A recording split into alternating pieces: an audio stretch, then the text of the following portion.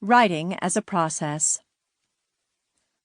Many people think that good writing flows out of the brain, into the fingers, and onto the page or screen.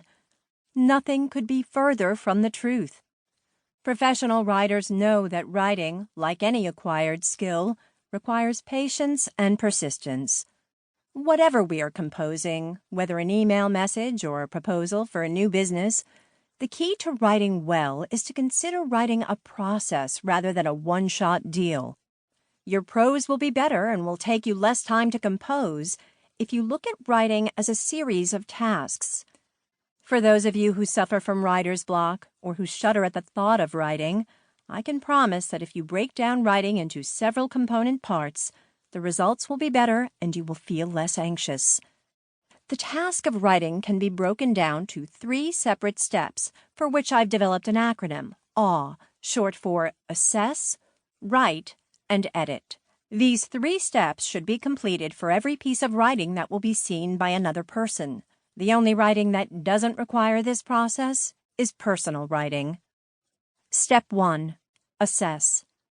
Before you ever put your fingers on the keyboard or put pen to paper, begin by assessing the writing situation and define your audience and purpose. I advise making this step formal. Write down your answers. Knowing the audience, your reader, is imperative for successful writing. Writers need to be very clear about the end user because the language and style we use depends on who will read what we write. In essence, we have to psych out the reader to accomplish our writing goal. We cannot do that unless we analyze the reader accurately. Define the characteristics of your reader. Begin the audience analysis portion of the first stage of the writing process, assessing, by completing an audience profile template. The next part of assessing the writing situation is defining your purpose. The reason or purpose for writing in the professional world falls into 3 basic categories: informing, persuading, or requesting. Informative writing is a large category that includes generalized information, instructions, notifications, warnings, or clarifications.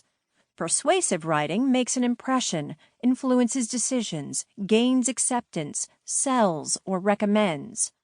Requests are written to gain information or rights and to stimulate action.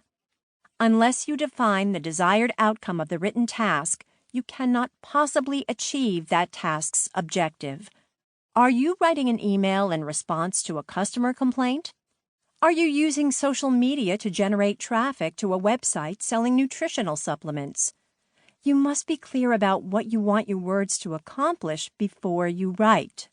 Sometimes you don't have all the information on hand that you need to write your document.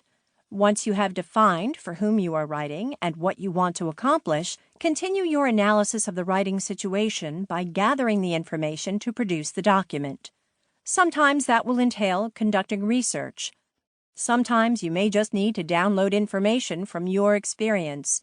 Either way, have your information on hand before you begin to write. Nothing is more frustrating than being on a deadline to compose a writing job and realizing that you do not have the information you need. Audience characteristic, age, rationale. Writing for children differs from writing for adults or teens. Your tone, word choice, and medium may differ greatly depending on the age of the reader. Gender. Writing for an all-male audience will differ from writing for an all-female audience. Likewise, if the audience is mixed, you may make different language choices than you do for a homogeneous group. Language proficiency. The reader's knowledge of English will affect your word choice, sentence length, and other stylistic elements. Education level. You may be writing for an audience with a 10th grade reading level or one comprised of college graduates. Each audience will have different expectations and needs, both of which you as the writer must be aware. Attitude toward writer or organization. You must know if the audience is skeptical, frightened, pleased, or hostile toward you, the topic, or the organization. Anticipate your audience's reaction so you can write in a way that will support the document's purpose. Knowledge of the topic. A document may be